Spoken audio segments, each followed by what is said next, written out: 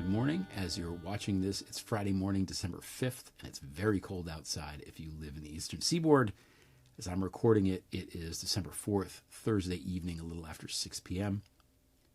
What happened this week is that Jared Kushner and Steve Witkoff went to Moscow to meet with Vladimir Putin to talk about peace in the war in Ukraine. So this is weird on a number of different levels, starting with neither of these guys, Kushner or Witkoff, have really that much to do with the actual government. I mean, Jared is basically the son-in-law of the president, you know, the guy who's asleep all the time. And Witkoff is, I guess, a special envoy or something, but he's just a real estate dude from New York whose son happens to be in the crypto business with Don Jr., and Eric, I think, too. It's just weird, entangling, conflicts of interest with these people. So that's who we've chosen to send to Moscow. And, of course, predictably, they get there, they get to Moscow. They're supposed to meet Putin at, let's say, at 10 in the morning. He keeps them waiting for 4 hours because that's what he does, because he's he has to show his power, which he does by being a dick, because he is a dick and he's petty and awful. But the whole process is ridiculous because we have to keep in mind what's going on here. First of all, the only reason there's war in Ukraine is because Putin invaded Ukraine. Why did he invade Ukraine? Have to ask him. The only reason that we have war in Ukraine is because Putin decided to invade Ukraine. That's it. Ukraine didn't do anything. Putin just decided, I want to invade there because I want more territory. And so that's what he did. This is against international law. It's something we fought for in the Gulf War. Remember when Saddam Hussein invaded Kuwait and George Herbert Walker Bush put together a coalition of the democratic states, and we said, you are not allowed to do that, Saddam Hussein. And we went in there and we kicked him out of Kuwait. And that was it. And he, in a related story, he stopped trying to invade his neighboring countries. So that's not how we've behaved with Putin, though. In 2014, Putin invaded Ukraine, and he took Crimea. He took it. There was a lot of sneaky stuff going on. There's like little green men and kind of an attempt at an election and all this stuff. But basically, he invaded, Ukraine and took Crimea. Just took it, just annexed it. Like people used to do in Europe in the Middle Ages. And President Obama was like, oh, we can't have that. Better slap on some sanctions, which, were completely a joke. And the Russians laughed at. And so he's not invading Ukraine for the first time. He's invading Ukraine again. And he's invading Ukraine even though the Minsk Accords, which were signed in 2014 and 2015, which established that he's not allowed to do that, he's doing it anyway. And those weren't the first agreements between Russia and Ukraine. Back in 1994, the Budapest Memorandum, Ukraine, this is after the fall of the Soviet Union, a lot of nuclear weapons were held by Ukraine.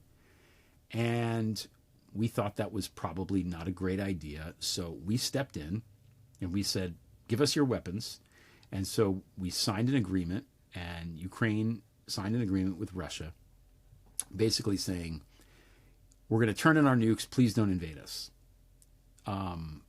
So they turned in their nukes and Russia invaded them, So the idea that Vladimir Putin is going to come to the negotiating table with these two morons, Kushner and Witkoff, agree to something, to some peace process, and then abide by it is just preposterous. He's not going to do that. And we know he's not going to do that because he's been demonstrating that he's not going to do that for years and years and years now. So it's naive at best to continue to do this. Now, Putin has zero incentive to, come to any actual agreement.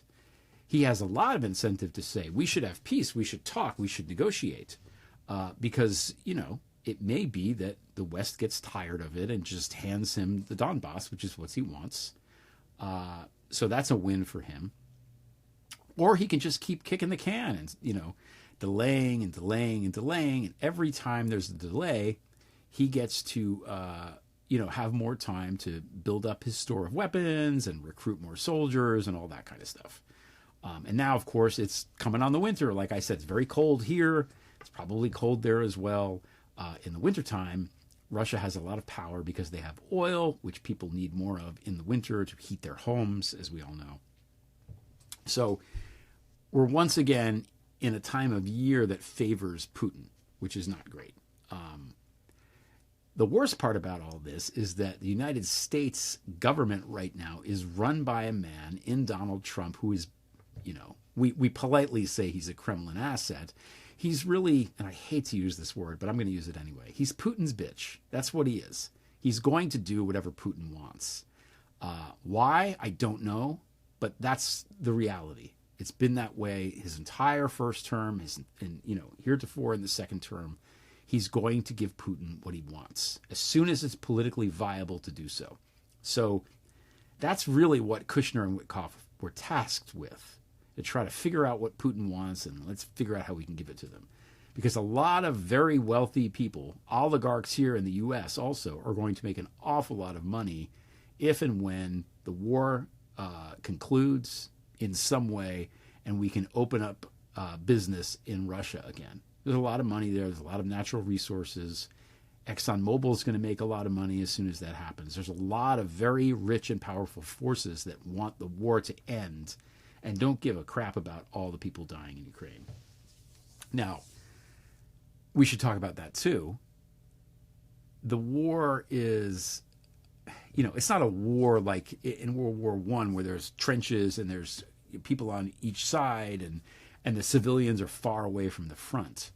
What's happening is, as my friend Zarina Zabriskie, who's been reporting in eastern Ukraine for years now, has told us, they have human safari there, which means that there's these drones that come, over the river into Kherson, and they just blow shit up.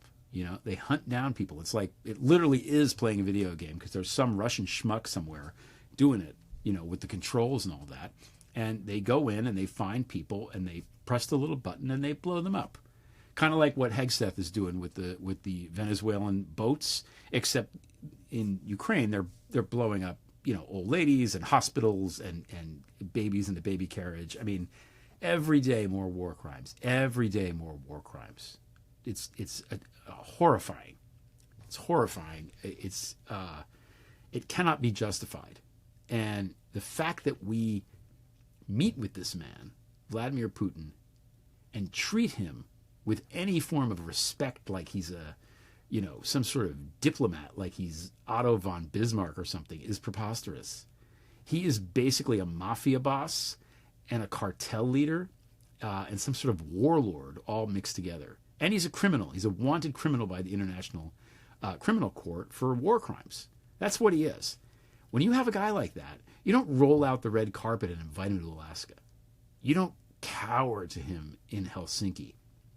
These things happened a while ago now. They're not in the immediate people's brains anymore, but they happened and they were painfully humiliating for the United States. Painfully humiliating. And they sent a message that, Trump is Putin's bitch. That was the message that got sent, which is exactly what Putin wanted. And you know what? That's what's happening.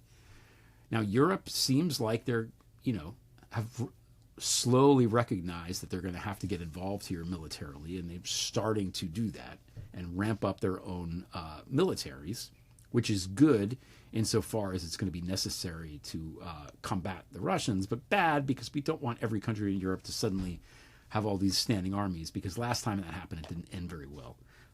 Was not a great thing. So, that's what we're dealing with. And the real tragedy of all of this is that it didn't need to go this way. This is something that, different presidents have messed up, but, Biden messed this up too. It was under his watch that the invasion happened, and he was very slow to combat it. All these presidents think that they can charm this guy and they're going to talk to him, and they're the ones that are going to get convicted. No, it doesn't work that way.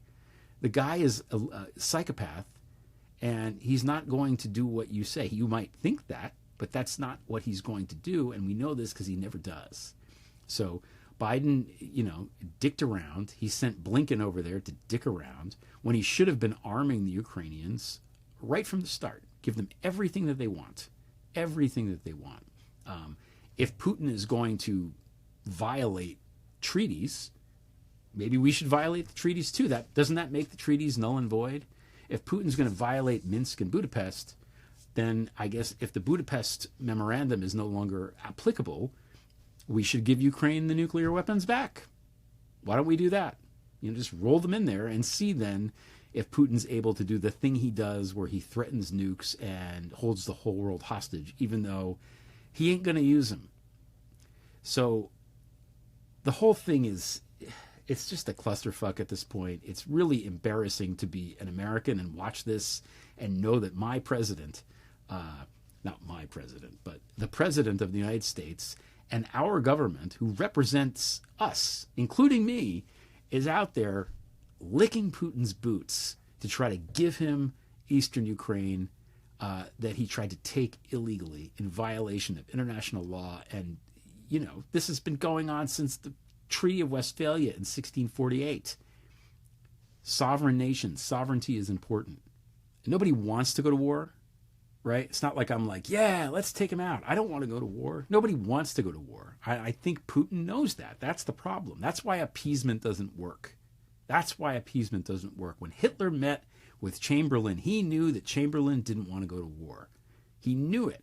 And he knew he could get away with doing just about anything because he knew how badly the British and the French and the Allies wanted to avoid more war. That's just it. And Putin knows that we feel the same way, and we do. Nobody wants to go to war, but there are times if you're going to have peace, especially if you've, created for yourself a role as the policeman for democracy, this global force of good, this hegemonic power, sometimes you have to show the ability to use force. You have to have a willingness to fight. To bring peace, you have to have a willingness to fight. And Putin has to believe it, or he's going to keep coming. He's going to keep coming. He's going to keep coming in Ukraine. And if he wins in Ukraine, it'll be Georgia, and it'll be Moldova, and he's going to have his eye on Poland and the Balkans because that's what he does and that's who he is. And to think otherwise, even for a moment, is naive at best and treasonous at worst. So I want the press to be better reporting about this, to make it clear how ridiculous this is and what a sad joke it is that we're negotiating with this man at all. But, that's not what I'm seeing. What I'm seeing is we're just gradually forgetting about all of the war crimes and all of the stuff that he did and all of these people that have died by human safari in Kherson and elsewhere, all of the cities like Mariupol that were destroyed for no reason at all. There's a willingness now in the United States government to just forget about all that because there's deals to be made. Our deal maker president wants to make a deal with Putin, which he's wanted to do, by the way, for years and years and hasn't been able to do. So